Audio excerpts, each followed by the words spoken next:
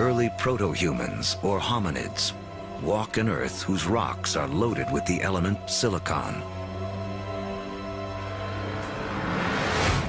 Created in the cores of stars billions of years before, silicon is the second most abundant element in Earth's crust. One of its chemical quirks is the ability to bond with oxygen to form crystals that combine into solid rocks.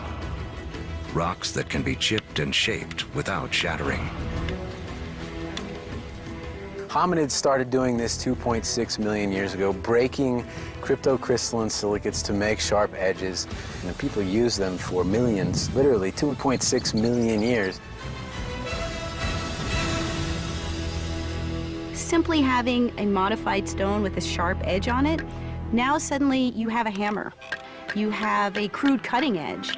A simple modified stone means a human can suddenly do 1,000 more things than we could do previously.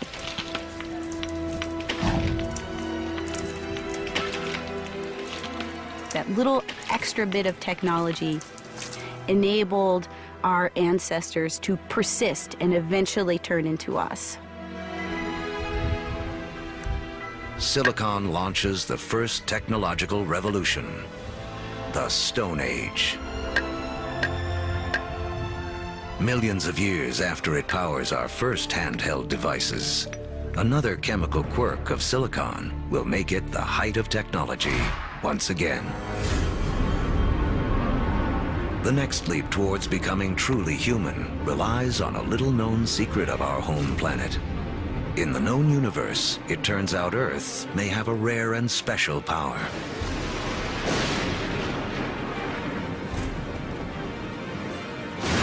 Of all the planets and moons in the solar system, we think that Earth is unique in the ability to sustain fire. Other planets and moons have lightning and lava. But only on Earth do we have the two critical things we need for fire to burn.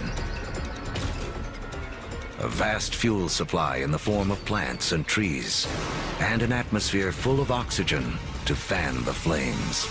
If fire wasn't a possibility, you'd have nothing like us running around. Homo sapiens, they made a world with fire.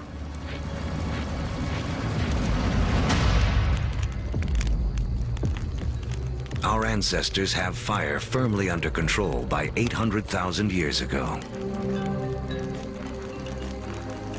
It's a skill that connects us back to the very beginning.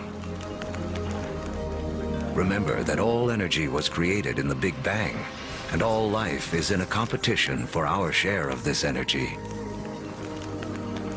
Using fire to cook is like having an external stomach to break down foods, releasing more calories, giving us more energy, which in turn allows us to support bigger brains.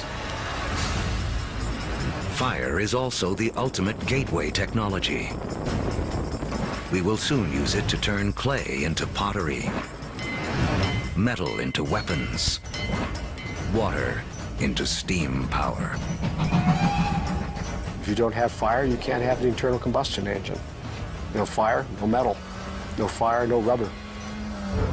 It's a technology that opens a world of possibilities for creatures that know how to use it.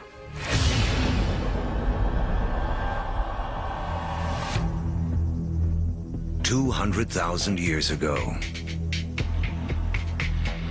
the modern human has fully taken shape. The larynx, or voice box, which is high up in the throat in our ancestors, descends. More complex sounds are now possible. We begin to speak. For the first time, information can be shared between individuals and across generations. Humans have gained a critical advantage over every other creature on Earth. You can tell my grandfather said that when the elephants didn't show up, we go off and hunted zebras. You know, my aunt told me that her cousin found this water hole on the other side of that river. And we can all benefit and we can all understand what they mean when they're describing what they found out on that landscape. Language. changes humans from being like standalone computers to being networked computers, where you can share information. One doesn't need to depend on one's own personal experience. One can borrow the personal experience of anyone with whom one can communicate. That's a powerful advantage. No other creature has that. As a species, humans become exponentially smarter. The global game board has been set, and we are now ready to play. 100,000 years ago, man can move. We have agile hands and primitive tools. We can communicate and control fire. We are finally ready to expand out of our African home on a path millions of years in the making.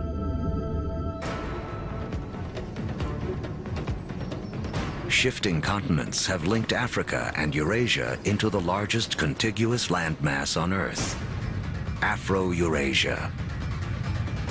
33 million square miles, more than twice the surface area of our entire moon. For early humans, this means more than half the land on Earth can be reached on foot. Human dispersal was a crucial game changer. We are one of the few primates that live on more than one continent simultaneously. So what that means is that we're better insulated from the kinds of things that cause big mammals to become extinct than other primates are. It's extinction insurance. Dispersal is extinction insurance. But just as the world begins to open itself up to man, the planet turns on us. An ice age begins. Now the planet will test us like never before. By 50,000 years ago, glaciers begin to advance down from the North Pole. At the same time, humans continue their conquest of the globe, arriving in China and Australia. By 30,000 years ago, Homo sapiens reach Europe for the first time. By 20,000 years ago, with the ice nearing its most extreme, the march of man reaches the frigid tundra of northeast Siberia. Despite the trials of the Ice Age, man endures and develops the last skills we will need to be truly human. The clues lie in these symbols. We have taken an intellectual leap to think beyond the here and now, beyond what is simply needed to survive. We can only start saying we have an organism that is human, that is the same as us, when we start seeing evidence of symbolic thought. It's when we start seeing a picture of a cow that everybody will recognize as the picture of a cow. Because only when we start seeing all of those things can we say that is a human. People or creatures that think like us, that see the world in the same way as us. And from that moment on, human history was marked to be radically different to any other species on this planet. Now, with huge amounts of the planet's water locked up in ice, sea levels plummet by 300 to 400 feet. The last great barrier to the spread of man is erased. We come across the Bering Land Bridge from Siberia to North America. We are telling the history of the world in 2 hours, and in just 1 hour, more than 13 billion years have already passed. These years of preparation have allowed man to finally emerge and spread out across the planet. And human history as we know it can truly begin.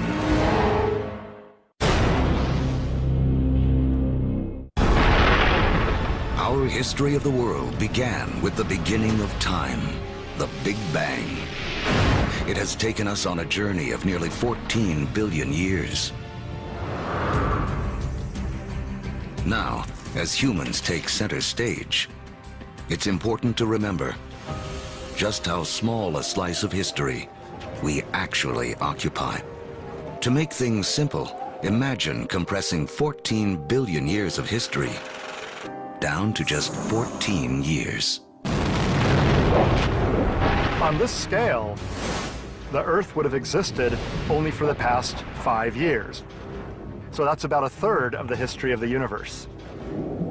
Large, complex creatures would have developed 7 months ago. On this scale, dinosaurs went extinct only about 3 weeks ago. The entire recorded history of humans would span only the last 3 minutes. Modern industrial societies, the Industrial Revolution effectively, 6 seconds ago. What this shows me is that we humans have been around for only a very brief instant in the recorded history of the universe. Mankind has waited billions of years for our brief instant to shine. As the stars and our evolving planet carried out the slow work of organizing the elements in a way that would make human history possible.